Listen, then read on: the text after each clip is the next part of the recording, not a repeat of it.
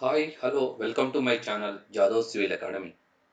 In this class, I am going to discuss about solution for ESET civil engineering questions pertaining to subject reinforcement concrete in exam TS ESET 2017.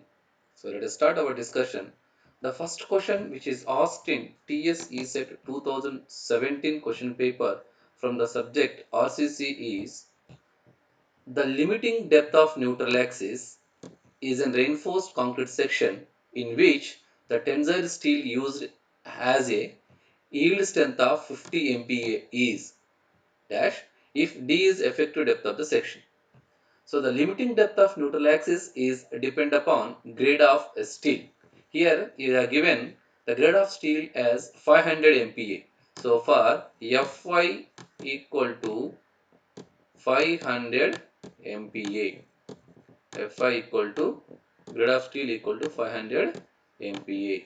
So this can be written as Fe 500 grade steel, right?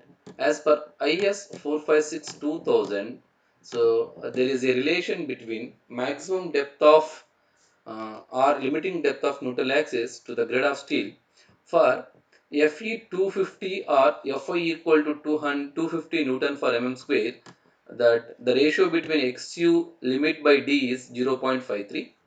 For Fe 415 it is 0.48. For Fe 500 it is 0.46.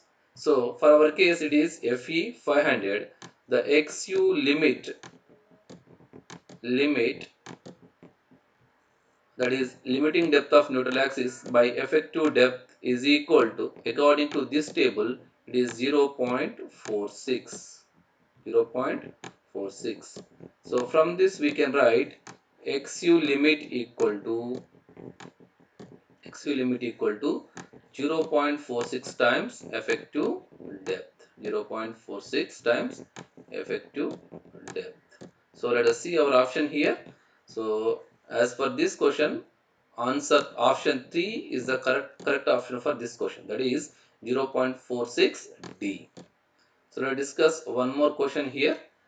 The change in limiting moment of resistance of an RC section if the width is doubled and the effective depth is reduced by half. So to answer this question, you should know what is the limiting moment of resistance. Mu limit, generally we can write, that is limiting moment of resistance is equal Q into FCK into BD square. So here Q is a one of factor which is depends upon grade of steel, and FCK is a characteristic compressive strength of a concrete, and B is the width of the beam section, and D is the effective depth.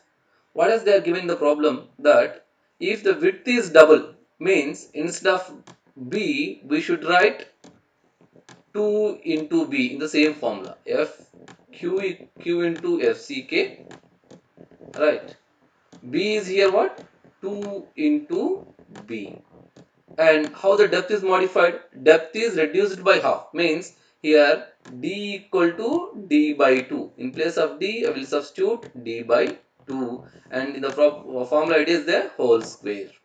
So finally, I can write it as Q into FCK, Q into FCK 2b into d square by 4, d square by 4, right? If you see here, this 2 and here we have a, will get cancelled 2 times. So finally we can write this equation as 1 by 2 of Q FCK into BD square. So let us see the options here. Reduced by half, reduced by one third, increased by 2 times, remains same. So what happened here, limiting moment of resistance? It is half, reduced by half.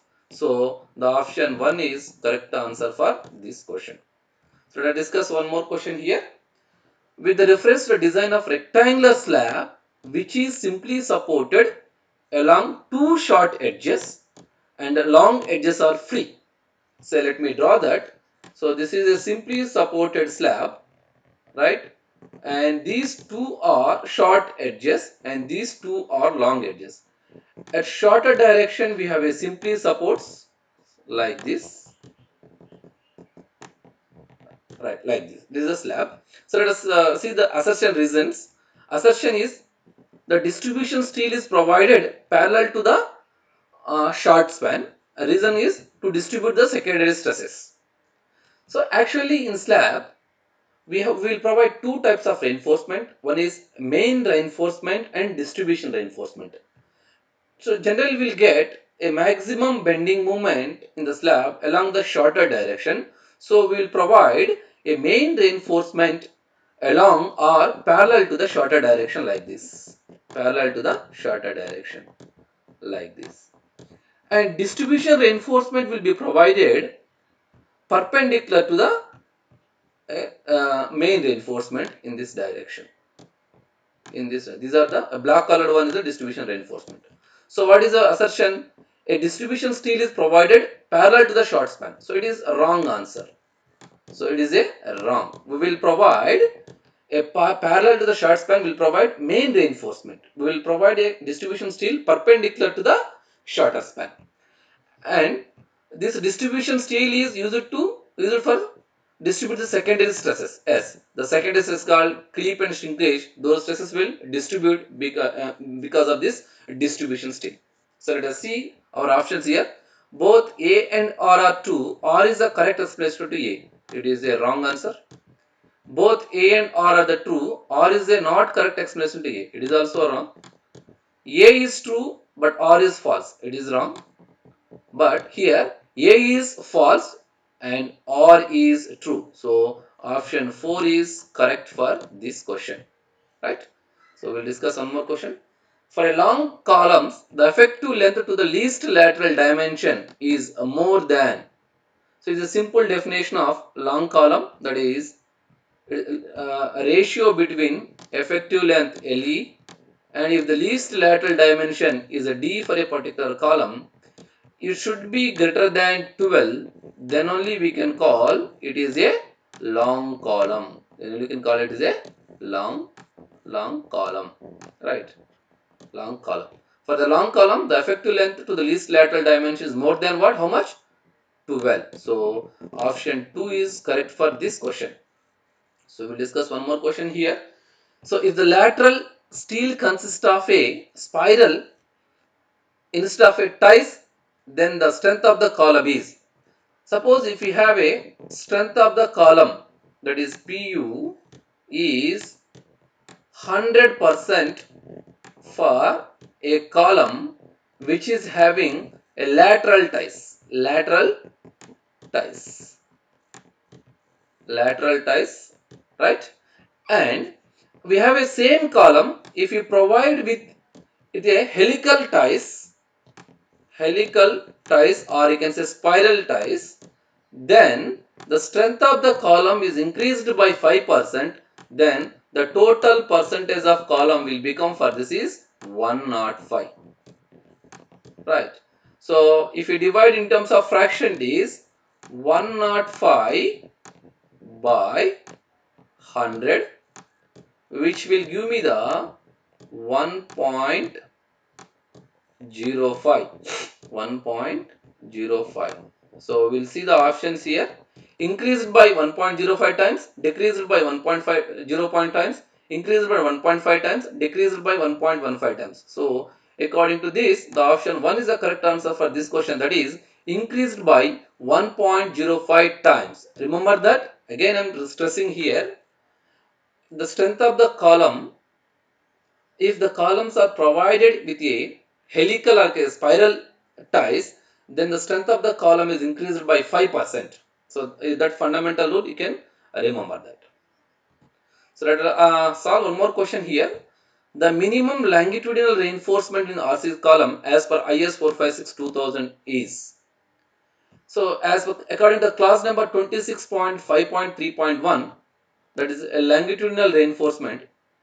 The cross-section area of a longitudinal reinforcement shall not be less than 8% and not more than 6% of the gross cross-section area of the column. So minimum is 8%, maximum is 6%, but practically we provide the maximum up to 4% of steel. Maximum up to 4% of steel. Right. So let us see the question again. The minimum longitudinal reinforcement in RC column as per IS 456-2000 is how much? That is 0.8%. So the option C is correct for this question. Option 3 is correct for this question. So let us discuss one more question here. The spacing of longitudinal bars along the periphery of a RC column shall not exceed. Again, as per IS 456-2000, clause number 26.5.3 in subclass 3.1 in para G, they have given one condition that the spacing of longitudinal bars measured along the periphery of a column shall not be exceed 300 mm. Shall not be exceed how much? 300 mm. So the question is, the RC column, the spacing shall not be exceed how much? 300 mm. The option 2 is correct for this question. So here we have one more question here. If the it is on working stress method actually. If the concrete grade is M20, then modular ratio is. The modular ratio we can calculate when the grade of concrete given. The modulus ratio M is 280 by 3 sigma CBC. What is the formula? 280 by 3 sigma CBC. Here sigma CBC is a permissible compressive stress in bending. Actually it is approximately we can write it as FCK by 3. What is FCK? FCK is the characteristic compressive strength of a concrete. How much that is?